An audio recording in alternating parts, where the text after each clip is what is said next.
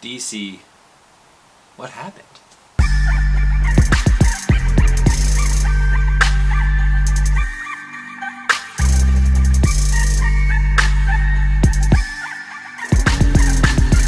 Welcome back to Tamba Takes Reviews. My name is Sean Tamba, and this is where I give you my take. Feel free to follow me. Put it right here. Wonder Woman 1984. I'm not sure where to start here. I enjoyed the first Wonder Woman a lot. It may have been in my top 10 of the year. And now we have the sequel, which we waited longer for because of COVID. Fuck you. Being the movie guy that I am, I was like, I'm gonna go see this on the big screen. I'm not gonna watch it at home. And I'm not gonna lie, if I watched it at home, I don't know if I would have gotten through. Now, that's not to say this is completely terrible, but it's very long. Probably a half hour too long, in my opinion. The first 10 minutes, there's this race back when Diana was a little girl. Very entertaining, and it might have been the most entertaining 10 minutes of the entire movie. And it also doesn't really serve a purpose. It tries to, with the message of not to cheat and not to lie. And that kind of comes full circle in the end, kind of. But we probably could have gone without that. It was just a 10-minute action sequence that was very well shot and very, very entertaining. But then we get to the core, we kind of see where she is now in 1984. I honestly don't remember what she's doing, but she works. I'm gonna look that up real quick.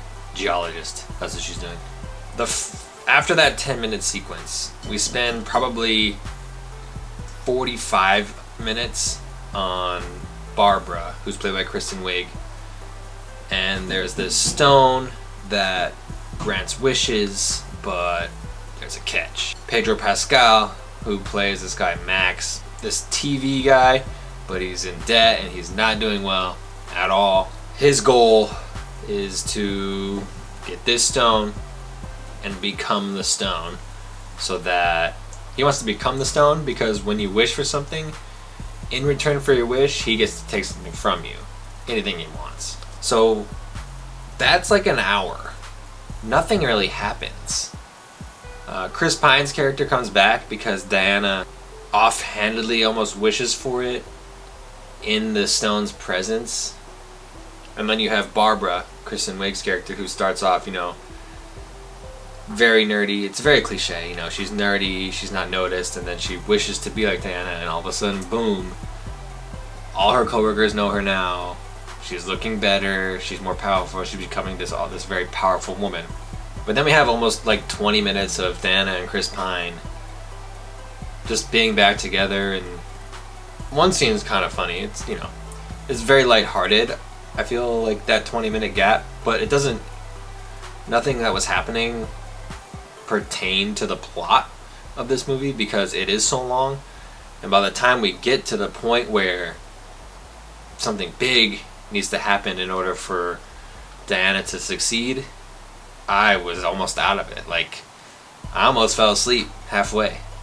Now, granted, I did work earlier in the morning at 5:30, but still, like, I've seen movies like that all the time and I haven't almost fallen asleep, but I was struggling there for a good 5 to 10 minutes of this movie. And, semi-spoiler alert here. The final ending, the resolution, very easy, very convenient. I didn't feel like she struggled at all. And, she's Wonder Woman, but I mean, even in the Marvel movies, every movie, minus the Thors, there was always a conflict that made it harder for our heroes to succeed.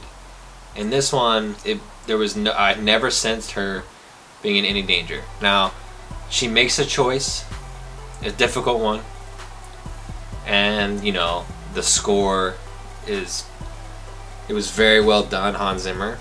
And at that particular moment, the big, emotional music's playing, and I see what they're trying to do there. However, it's like 2 hours already in the movie. Like, wrap this up. And from the last 20 to 25 minutes, they were entertaining, but getting there, that needed some work. And for a movie that was, it's not delayed, but I feel like they could have done something better with this. And unfortunately, this doesn't come close to the first one. So I mean, I was relatively disappointed. So it only is streaming until, I don't know, what is it, January 24th on HBO Max. So if you have HBO Max, you know, I would do that instead of going to a theater. So overall, should you watch this movie? If you're bored. That's gonna do it for the take today. I'll catch you guys next time. Shits.